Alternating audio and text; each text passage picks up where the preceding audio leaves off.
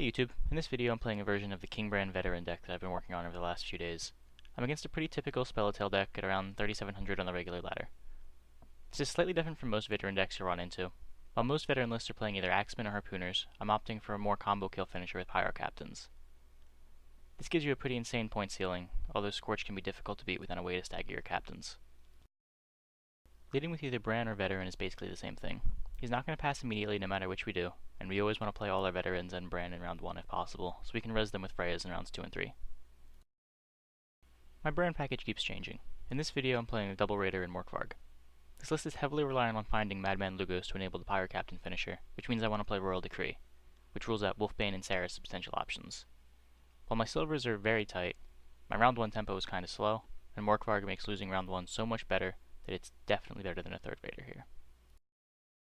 This veteran is a little scary. Only being up 8 points against 2 Farseers means he might be able to pass me with a big tempo play to force a loss on even. However, I need res targets in my grave, so I have to keep playing at least a little longer. I also have Udalric to potentially turn things around if he only manages to stay a point or 2 ahead. He only manages to tie the round, so after some quick math I Udalric him. If he passes, I can Sigdrifa for an 8-point veteran that boosts 2 other units for a total of 13 points. He opts for the pass and I finish the round. Winning down a card kinda wastes my carryover, but it's better than losing on even.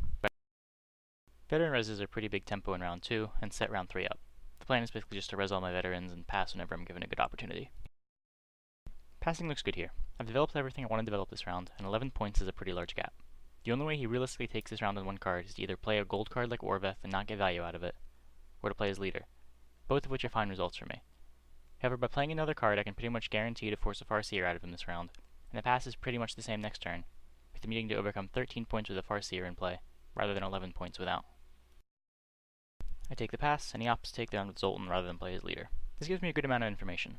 The presence of Zoltan makes me expect Hailstorm. Seeing Zoltan, I'm less concerned about Gold Weathers, and also I know that as of right now, he doesn't have his last gold in hand, since Royal Decree gave him 2 options to choose from. He opted to not mulligan, so if he plays the card to the far right of his hand, and it isn't gold, we'll know he doesn't have a 4th gold card. This deck really flourishes in round 3.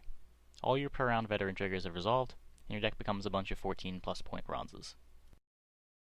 There's a bit of a value trap here in holding this Freya for skirmishers, but that ends up being worth less points overall than just resing the veteran before using Lugos. Every additional point on your skirmisher when you send it with Lugos is a combined 3 points on your pirate captains, plus the additional point with Lugos, and the point on your already in-play veteran as well as the in-hand Burna. This Burna is just to remove the Gwent from the Farseer, so I can Lugos it. Take this Lugos now so I can play my pirate captains whenever. I'd rather conceal information about the pirate captains if I can. Maybe he'll choose the ADC with his Ithilien instead of holding it for double Mardro or double compression, so Coral might get slightly more value than his 13-point protector. We Coral first to again conceal information. If we can get him to play his compression on veteran or use his Ithnie early, I get a bunch of extra value for my pirate captains.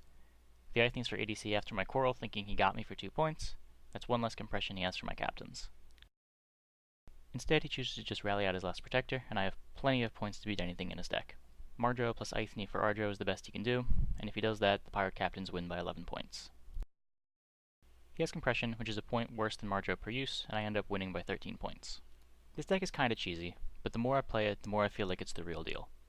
Bran shores up the tempo issues that come with playing Tershak veterans by throwing 17 points on the board easily. It's possible to take that idea further by cutting Royal Decree for Wolfsbane, but then you probably need to cut either the pirate captain kill, or add another discard for skirmishers to enable them. I've been experimenting with some alternatives here that you'll see in the upcoming videos. I thought this game was a cool demonstration of how this deck can easily overpower Spellatael even when everything goes right from their perspective. You just have way more points in your deck than they do.